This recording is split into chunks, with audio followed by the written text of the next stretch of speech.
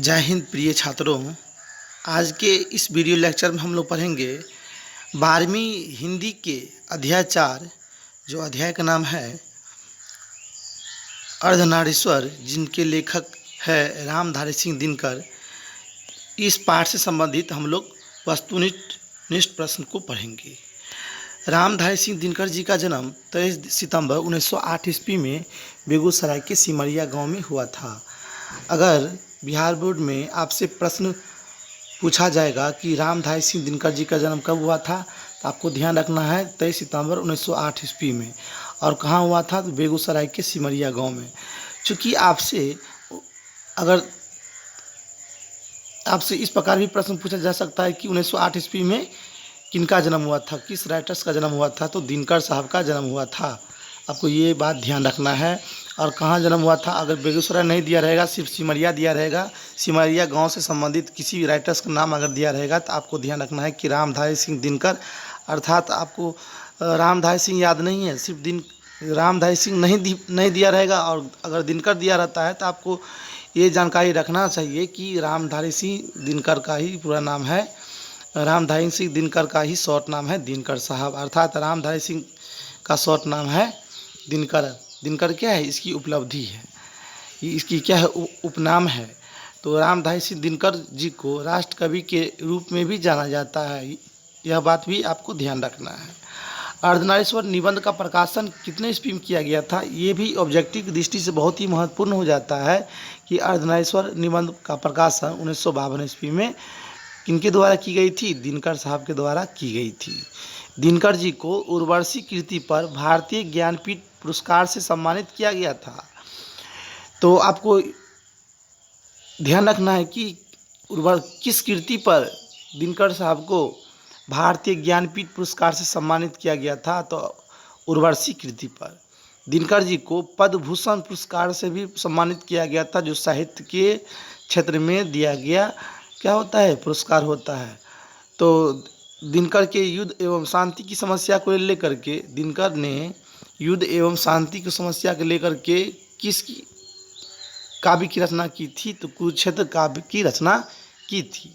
अर्धनारीश्वर किनका रूप है, तो शिव और पार्वती की कल्पित रूप को अर्धनारीश्वर कहा गया। अर्थात जो शिव है अर्धनारीश्वर में, एक तरफ शिव का आधा भाग शिव का है और आधा भाग किसका है, पार्वती का है।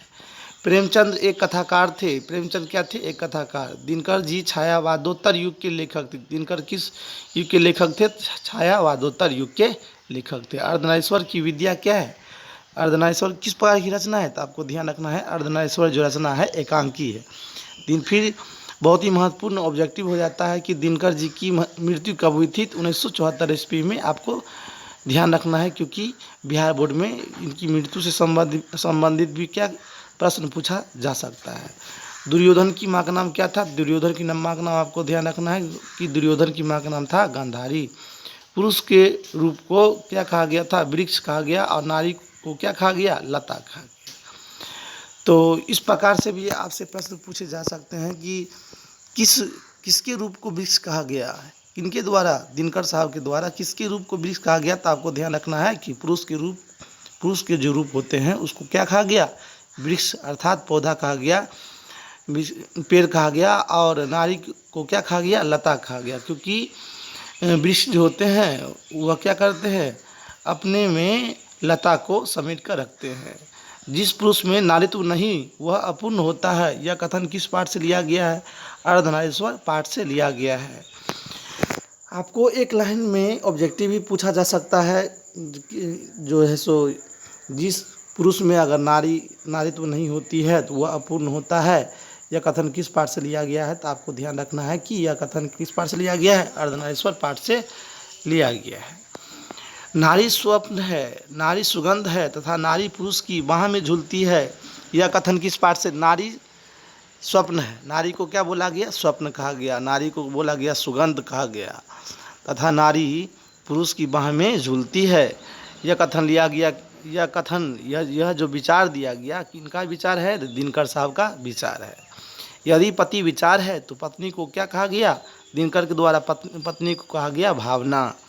प्रेमचंद्र के अनुसार नारी जब पुरुष के गुण सीखती है तो वह क्या कहलाती है? राक्षसी कहलाती है। जी,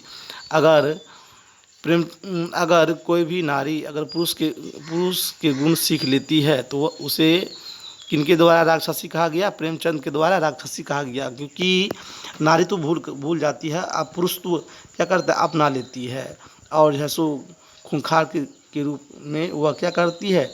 वो जैसो काम करना शुरू कर देती है। क्योंकि इतना भी अगर आप इस पाठ से संबंधित ये जो पाठ है आपका अर्धनारीश्वर टॉपिक्स है, इस पाठ से संबंधित इतना भी अगर आप ऑब्जेक्टिव्स याद कर लेते हैं तो आप इससे ज़्यादा बिहार बोर्ड में आपसे ऑब्जेक्टिव्स इस एक नंबर का जो ऑब्जेक्टिव्स होता है इससे ज़्यादा बिहार बोर्ड में आपसे नहीं पूछा जाएगा।